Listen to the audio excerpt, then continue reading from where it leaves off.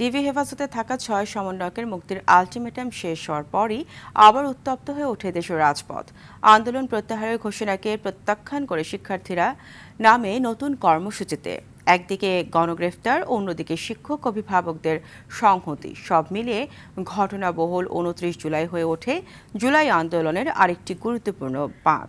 শাকিলা করিমের রিপোর্ট। ২৯ জুলাই সময়সীমা শেষ, আর সেই সময়ের সঙ্গে শেষ হয়ে যায় অপেক্ষাও।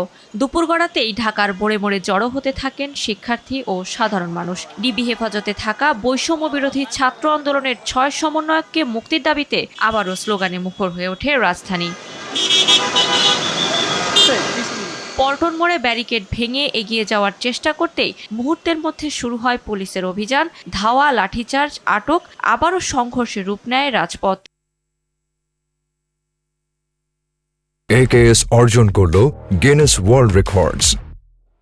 AKS শিক্ষার্থীদের অভিযোগ, ডিবি হেফাজতে থাকা ৬ সমন্বয়ককে জোর করে আন্দোলন প্রত্যাহারের ঘোষণা দিতে বাধ্য করা হয়েছিল।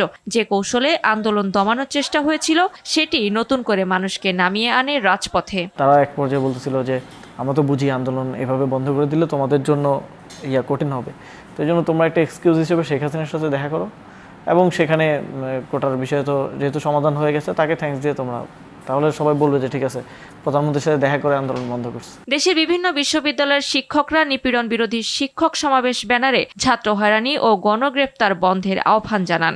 এই সমস্ত কিছুর মধ্যেই ২৯ তারিখে আমাদের আন্দোলন আমাদের বিক্ষোভ বন্ধ হয়নি। আমরা ঠিকই অপরাজেয় বাংলার পাদদেশে, আমরা বলতে বিশ্ববিদ্যালয় শিক্ষক নেটওয়ার্ক, অপরাজেয় বাংলার পাদদেশে আমরা ১ মিনিট নীরবতা পালন করি শহীদদের জন্য। এদিন তৎকালীন প্রধানমন্ত্রীর সভাপতিত্বে অনুষ্ঠিত মন্ত্রিসভার বৈঠকে নাশকতার তীব্র নিন্দা জানানো হয়। বৈঠকে ৩০ জুলাই রাষ্ট্রীয় শোক দিবস পালনের সিদ্ধান্ত নেয় সরকার। সেই সিদ্ধান্ত প্রত্যাখ্যান করে আন্দোলনকারীরা। যে কতটা প্রতিষ্ঠান বাংলাদেশের মানুষের জীবনমান উন্নত করে, সেটাই ধ্বংস করা। অন্যদিকে সোশ্যাল মিডিয়ায় আন্দোলনের সমন্বয়কদের সঙ্গে খাওয়ার ছবি শেয়ার করা সহ ৬ কোটা সংগঠককে উপস্থাপন করা নিয়ে ডিবিকে তিরস্কার করে হাইকোর্ট।